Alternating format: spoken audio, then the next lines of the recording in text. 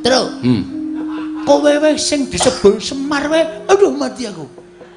Apa meneh aku sing urung disebul? Diantem pisan iso almarhum.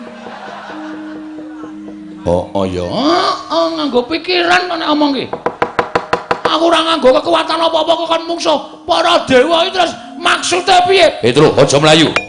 Aku nyipta geni kobong sawakmu mati nang kene kowe.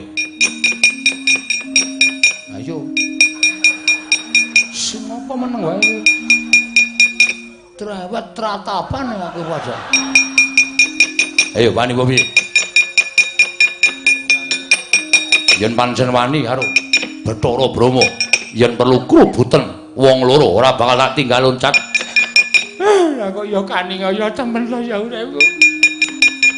Mati nang kene kok. Buri kae jurang jero banget. Arep mlayu karo aku nanti. Kowe ngapain nangis iki? Kowe mati karo aku tenan, Le. Ketemu Bathara Brahma kuwi nek nganti nyipta geni kowe karo aku kobong. Mlayu. Mlayu matamu. Buri iki lho jurang iki lho. Repat kepanasan ki dhuwur gunung, dhuwur banget iki jurang arep mlayu nendi?